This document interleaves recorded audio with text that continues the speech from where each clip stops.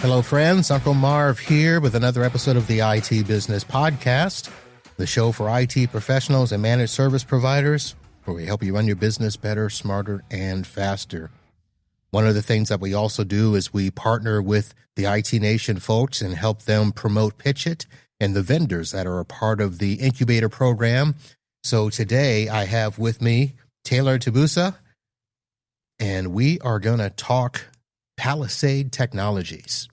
Most people just say Palisade, but I like to sound formal. Taylor, how are you? No worries, no worries. Yeah, so thanks for having me on, Marv. Really, really appreciate it. I've listened to your podcast quite a few times and love it. So yeah, Taylor, one of the co-founders of Palisade. We are looking at DMARC from a little bit of different angle than most DMARC vendors. Really looking at automating it and reducing workload on enforcement and implementation. Yeah, I saw that. I was going to ask you about the DMARC automation because you guys do DMARC, SPF, DKIM, those are the big three. But what else do you do, and how exactly do you automate it? Great question. Great question. That is what we do. So we chose a very narrow, a very important piece of kind of email security and, compliance, and we're focusing on just that piece. So kind of previously we were almost like a DMARC SP. So we were a DMARC service provider kind of for about 50 customers. We've used a bunch of different tools, and there were a lot of holes. There were a lot of extra bells and whistles, extra complications that we found using those tools, and we weren't satisfied. So that's why we kind of started building Palisade. We're about a year and a half old now, and really started building it specifically for MSPs. So I don't know, Marv, if you've used any of the tools, but typically you ingest DMARC reports that has all the email data, where it starts, where it ends, does it pass, does it fail? And then DMARC tools present that as a report. They separate it to different groupings like pass, fail, potentially dangerous, or forwarded. And all those tools operate that way. So we saw that, used that, and wanted to fix and improve that because it was kind of a pain in the butt to stare at reports, use my big old brain or small brain to make the decision on what needed to be done. So we created a workbench that uses data analysis and machine learning to process the email data, detect the issues with SPF, DKIM, alignment, passing, etc., and then present the solution for you. So if you want, you can look at reports, or you can rely on us and reduce your workload, not have to think about it, not have to be 120% knowledgeable about DMARC because it's a lot of idiosyncrasies. But that's how we're tackling the problem in a different way. All right. Well, so you said a lot of stuff there, and I'll be honest, I got stuck on the fact that you think we as MSPs read the DMARC reports. Yes. Nobody reads the DMARC report. Sorry. I bet all of us have seen one and then just closed it. Right. Totally. Okay. So I guess you kind of gave me the answer because it sounded like, you were doing this service providing thing, which, first of all, I don't understand what a DMARC service provider was, but we're not going to get into that. But I was going to ask you, what was the aha moment when you realized there was a problem that you needed to solve? That's kind of it. We all, for the last, 2 years we've known that we've got to clean up our email. We know we've got to be, DMARC, DKIM, SPF compliant. Our clients kind of don't listen to us and are slow to do all that stuff. Totally. So I guess, yeah, to answer your question, kind of is because we were a quote DMARC service provider. We basically did DMARC enforcement and management for, SaaS companies. We would take their DMARC from, let's say, no DMARC, which is terrible, but from none to quarantine reject, and then provide a lot of services kind of around that with email deliverability. Um, and it was a pain. It took a lot of work, uh, a lot of it for me because I was primarily doing all the customer success and DMARC for these customers to get that job done. Um, a lot of them, let's say if you just have 365, easy peasy. But if you add two, three, four, five, six, seven different sending sources, that's where it can get a little difficult. There's a lot of documentation lookup. Um, if some tools don't support DKIM, some tools don't support SPF, some partially support it. So all of that knowledge was in my head and took a lot of work to do. Um, so that was kind of the aha moment. We're like, okay, this is a pain. We're charging a good amount of money, but it's taking a good amount of work, right? We're not making a huge amount of money with the tools available. And then we spoke with a large MSP here in Canada, MSP Corp, and they kind of introduced us to the MSP, VAR, breakfast, the entire world that I'm new to, and showed us that this was something that MSPs could use at scale for multiple customers, Right. multiple domains, and that's kind of what took us in that direction. Okay. So again, most of us MSPs, we have learned that we just, we go to the websites where we can find the free generators and get that information and take those lines and stick them into our DNS control panel and stuff. What more can we expect out of Palisade besides helping us with that? Totally, totally. So we can combine records. So we understand that we have documentation on all. Right now, we have about 500 providers. We're adding about 100 per week.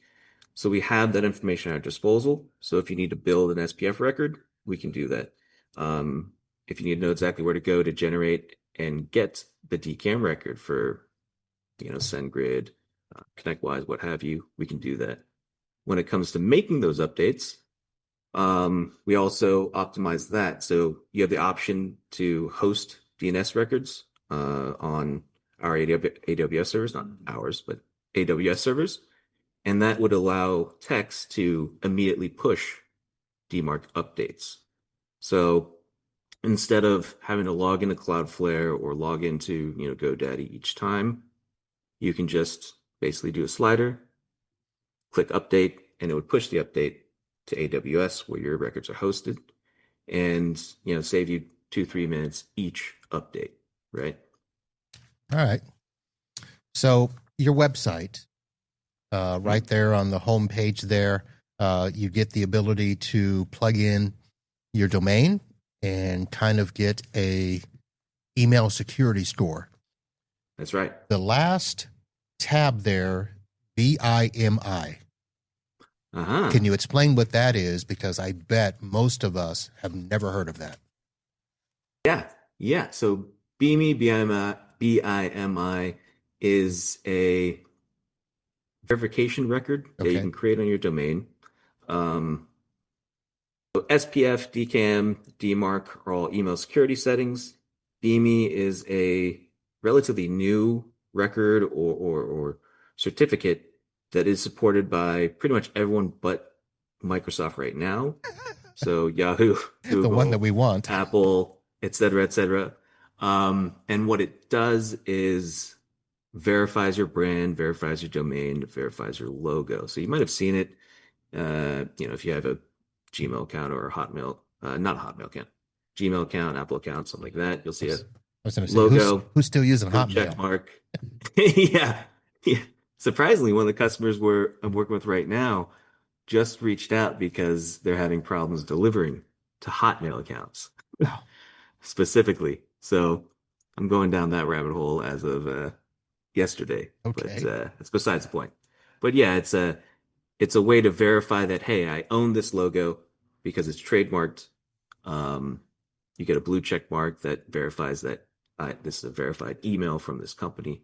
So it's important for brand recognition and does have Open RAN email deliverability upticks as well. All right. I know that your platform also has, a multi-tenant dashboard, which we all love, and you can get in there. I didn't see integration. Are there places where we can integrate the tool and have it, show up in a health, you know, Great format question. for all of our stuff? Not yet. Okay. So, um, chatting with Andrea about Invent right now. Actually, I have a call with her next week to think about integrating with ConnectWise. We do have a private API. So if that's something that is useful to pump information out and utilize it, that's something we can do. But right now, we are focusing on the core solving DMARC. And then second piece right now is also API and integrations. Okay. Is what we're doing in Q3, the upcoming quarter. All right. So then, of course, the next question is going to be, how does the MSP, generate revenue from this? Yeah, great question. It depends on how the MSP charges, right? If you're a break fix, you do work orders, that's an option. Um, we've had some customers do about 1,000 or 1,500 bucks to get someone to DMARC reject as a kind of one time. Alternatively, you can do it, add it to the monthly and add it as a sub. So that's a great way to leverage it. We pretty much have just flat pricing per domain set up, starting at around $9. So not too spendy. And then current customers are looking at, at least $30 or $40 for MSRP for what they're reselling it at. So the question I have at that point then would be, I know on your website, it's got the little slider bar where it says how many emails we send per month and stuff. A lot of my customers have no clue how many emails they send. I've got a couple where in our AppRiver dashboard, we get the reports monthly, so we would know. Yeah. For an MSP, if we want to, do this for all of our clients, we're not going to know a total there. So how does that work? Totally. Totally. So that's something we have heard about, let's say, some of our competitors or from just MSPs in general. From what we hear and what we're hearing, you guys need to know how much you're being charged. Have a flat pricing per month, being able to cost it out, spec it out. So we don't charge per usage with MSP partners, Okay. or VAR partners. That's not something we do. For us, there is X at X dollars per domain, and that's it. So super simple. You can spec it out, you can cost it out, you can really look at your margins and understand, oh, this is cost. This All right. is what I charge Easy to peasy. make your margins, right? Yeah. Easy peasy. Taylor, let me do a shift here because I know we're talking tech here, and you sound like got a good handle on the tech, but you're out there in the land, and I understand that you have a background in winemaking, which normally does not translate to tech. Yeah. So that was years ago. Right now I'm in Montreal, but I actually graduated from Cal Poly SLO in California with a degree in winemaking. Worked in that for 3 Okay, years. hang on. There is an actual degree for winemaking. Yes, technically I have a Bachelor's of Science, Wine and Viticulture, concentration in enology. Okay. If you want to the nitty-gritty technicalities of it. I But mean, degree in winemaking is a little easier to say, right? yeah. So go ahead. Yeah, Tell me the journey, because that sounds sure, weird. sure. So I grew up in San Francisco, surrounded by, the tech life. So it's always been part of my life, always been interested. Decided to switch it up, went into winemaking, did that for about 5 years, and then, wanted to change up again. So I traveled all over Asia. That's actually where I met my current co-founder. He had a company called Career Up. It was a recruiting company. So a software company that he created, and met him there about a half a year later, pretty much started working with him full time. So that was kind of me re-entering the tech world, mostly on the SaaS side. And we've been working together since then. So that's been, shoot, 11 years, 12 years. Wow. So yeah, was on the software and tech side, was the email guy there, am the email guy here. So DMARC and stuff was something that we relied heavily on to make sure emails got delivered 8 years ago in the heyday where you could click send on like 1.5 million. And then we really saw that it hasn't changed. It's still confusing. It's still hard to do when you have a bunch of sending tools. And that's kind of what led us through here after we sold our previous company. Okay. That sounds interesting. I had to ask about that because the fact that you were in wine country there was interesting. I had to speed by a lot of stuff, yeah. but it's from California to Asia, back to California, now to East Coast Canada. So right. moving quite a distance. Okay. We're at the point now where I'm going to give you a few minutes here to do your very first pitch. I know you guys are in the middle of your boot camp, so you probably haven't done it yet, but here's your chance to give me at least the 2 to 3 minute mini version of your pitch. Totally. It's super simple. We automate DMARC for MSPs in about half the time it takes to do it manually. That's really what it comes down to. We are protecting your customers. With the new requirements, it's becoming more and more understood. It's something that needs to be done, and we're letting tier 1 techs do it with less DMARC knowledge, and doing it nice and quickly. So that's pretty much it. Okay. Basically, from what I can tell, your mission is to streamline email security and compliance, make it easy for MSPs to manage multiple domains. There's also the way to enforce authentication protocols. And somewhere in there, I believe there is a way to block phishing threats, right? Yes. DMARC you can use to completely block domain spoofing and phishing from your domain. Or any domains that you're listed, any domains that you have DMARC associated with. So that's how you would block phishing or BEC from your specific domain. All right. Very nice. Taylor, thank you very much for stopping by and sharing a few minutes. I know you're halfway in the middle of it. You're probably, up to your neck in Totally. ConnectWise, Sean Lardo, all that stuff, having fun. But we look forward to seeing how you guys do at the end of August and wish you luck on the road to IT Nation Connect in Orlando. Thank you. Thanks for having me on. Thanks for the well wishes. It is a really fun program. Really appreciate, Sean Lardo and the team inviting us to join. Really appreciate you inviting us to join. And yeah, look forward to seeing you later this year. All right. And the website, folks, of course, will be in the show notes. And it is palisade.email. And you can go there and do a quick check on yourself if you want. But great little program there. Easy sign up for MSPs and manage your customers. So that'll be great. Taylor, thank you very much. And for those of you listening, Thanks, Marv. Thank you. We'll be back with more of the IT Business Podcast and the Pitch It competition as we move on to the road to Orlando. So that's it, folks. We'll see you soon. And until next time, holla.